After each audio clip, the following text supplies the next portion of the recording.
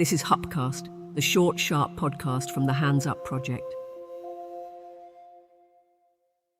Hello and welcome to the Hands Up Project podcast.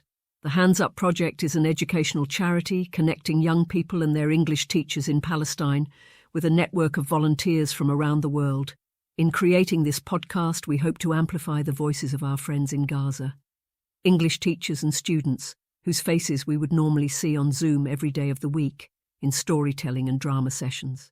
I've just received this message from an English teacher in Gaza who's in the south of Gaza in Rafah at the moment, and he wishes to remain anonymous, but he has provided an overview of the current situation. The situation here in Gaza Strip is like we have people in the north, the city of Gaza, and people in the south. People in the north, we do not know anything about them. They are like around 500,000, roughly, suffering severely, starving, literally starving. No water, no food, no electricity, no safe place, and continuous invasions everywhere, snipers, killing, whatever you want. Everything there. It is a real battlefield in the north. The situation here is not a secret. You can know everything about the situation from the news agencies. It is like miserable situations, and people are suffering. To find a gallon of water, you need to do a journey every morning to find drinking water for one day or for 2 days, and the same thing for bathroom water. To find wheat, to find bread, to find a place to make dough, and then to find another place to bake the dough and make bread. That is also another story. In the south, we have different categories here.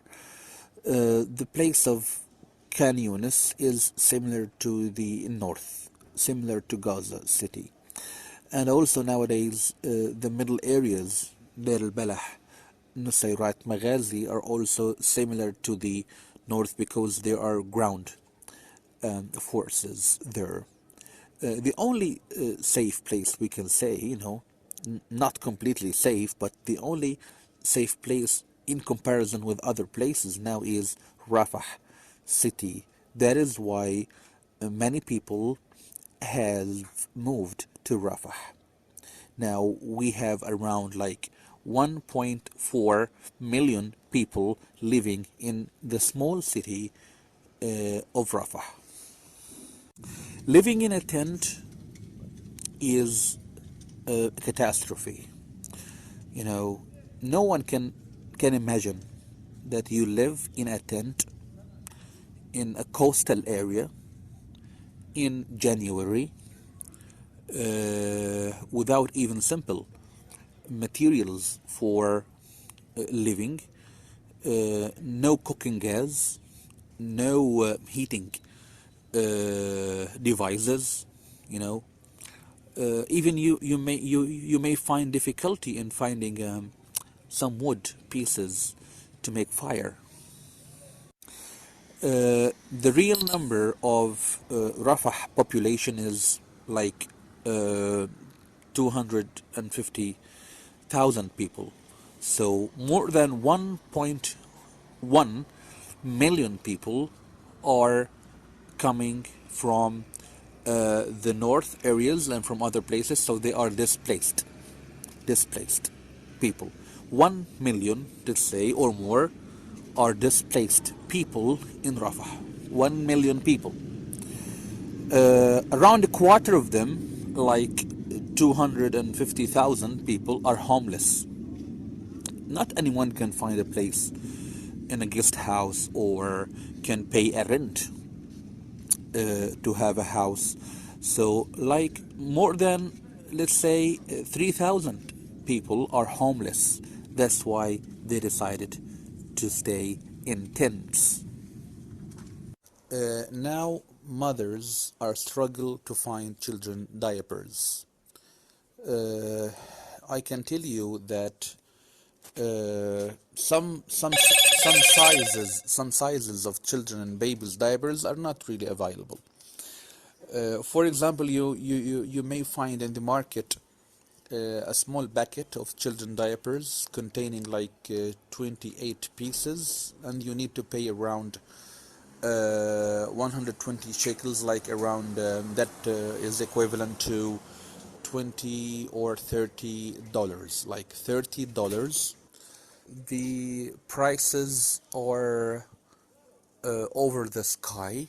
People cannot afford paying for anything here, and to get an internet access has become very luxurious now, especially in places where there are a group of tents, because these areas are not, in fact, what we can say is not close to the city. They are far away, so there is not any infrastructure for internet connection there. You struggle to charge your battery for the mobile phone. So many people may have their mobiles off for 2 or 3 days, or they may go to the friends' houses who have solar power to charge their mobile phones. Also, the cold weather here, we used to using heating devices during December, January, and February, and we used to heat water before we have a shower or before we wash our hands during these months. Now, no electricity at all. Everything is in cold, and children are sometimes like shaking of cold weather. We are living very, very hard conditions. I'm really ready to share anything you would like to know about Gaza situation. As I told you, it is like very hard living conditions here, especially for children and women and pregnant women in particular. Everybody is suffering here. The elderly people, even the young people who are healthy, they are also suffering, because every day in the morning they go to provide drinking water, to provide something to eat, to find a battery, to charge a battery for the night, to have something like small light. It is a suffering, it is bad conditions, you know.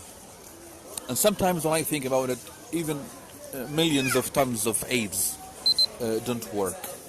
The only thing that can work is the ceasefire and stopping the war just right now, opening the borders and let everything go, everybody go out, and the normal life will go back gradually again.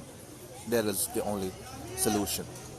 Sometimes when I think about the situations like in Gaza, and then I compare it with the situation that happened in Ukraine, I say how lucky were the Ukraine, how lucky were the Ukrainian people, because the borders of the European countries were all opened for them. When they escaped with their children and women, they go through the European countries, they go through Europe safely, freely, nobody stopped them. But here in our situation, all borders are closed. I really believe that there should be some doors, some gates, especially for children and women, that should be always opened from the Egyptian side and even from the Israeli side. In case of the civilians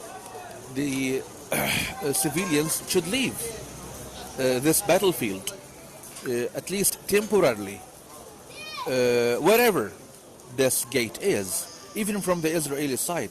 What is the problem if we let the women and children go freely from the Israeli side or even from the Egyptian side?